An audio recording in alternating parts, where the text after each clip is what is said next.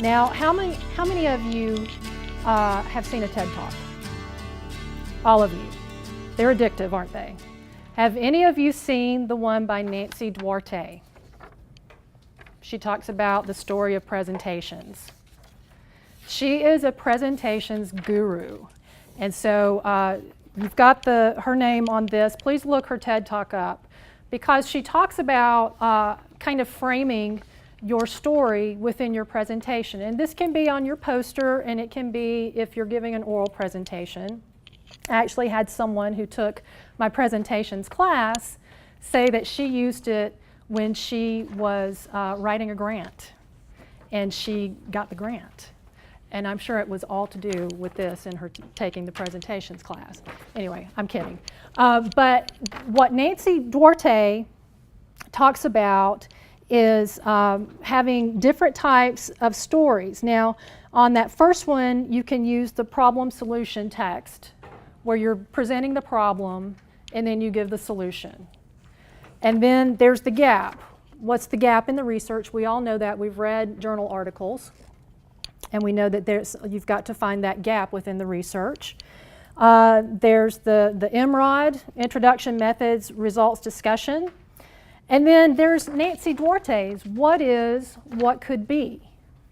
And she uses this wonderful example of Dr. Martin Luther King's I Have a Dream speech. Now, I know that you guys are thinking, but mine is about research. You've got to take it into your context of research. And yes, I've had people say they have used it in their research.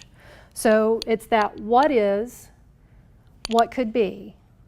So you talk about what's going on, what the current situation is in your research, and then what you're looking for, what could be. And you keep doing that within your poster, what could be, to finally you get to the end of the poster or the oral presentation, and it's the new bliss. It's what she calls the new bliss. This is the aha moment. This is what we're ultimately striving for.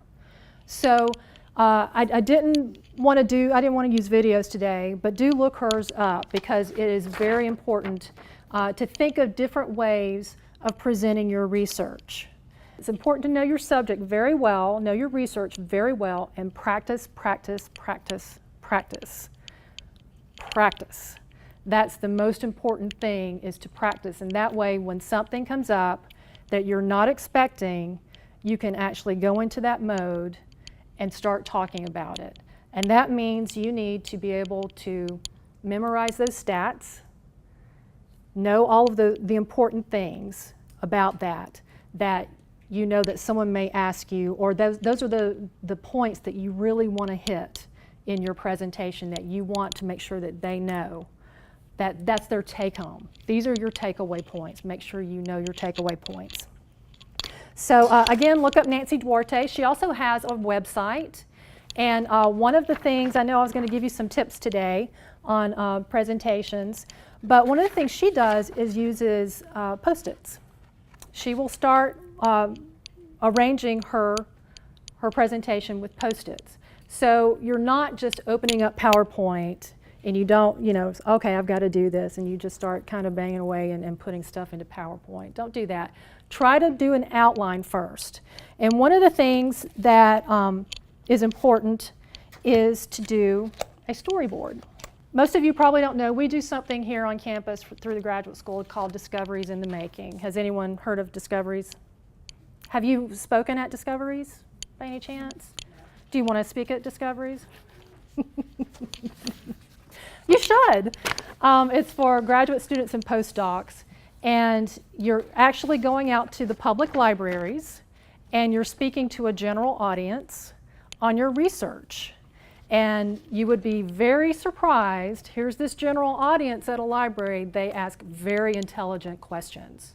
They ask those questions that most of you may not have thought would be asked. And it's important to be able to answer those questions, because you need to be able to speak to the lay audience. So I have given you a storyboard. How many of you have heard of Sarah Parcak here on campus?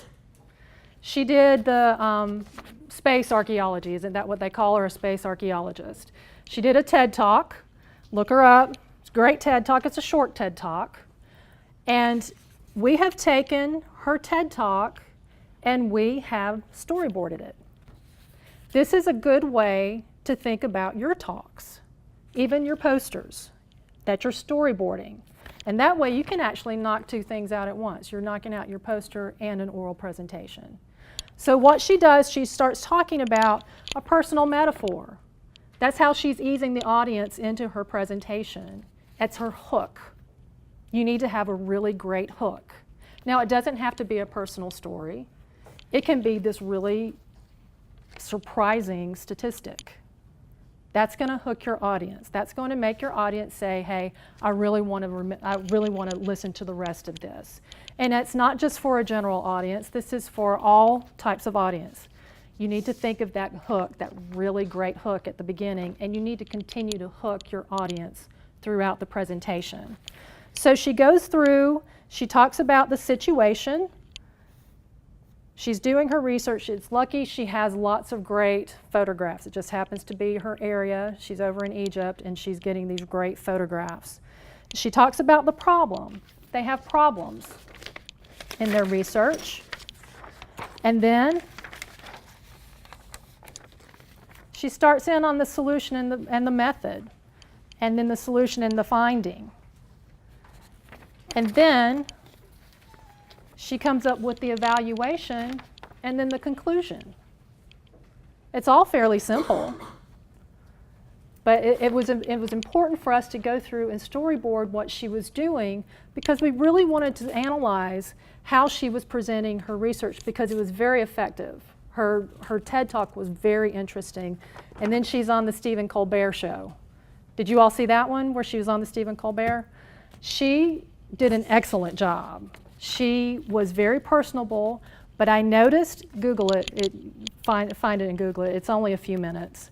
But she has like 3 things that she's memorized. And they're these wonderful bits of prose, really, that really kind of grabs a general audience and it grabs any audience.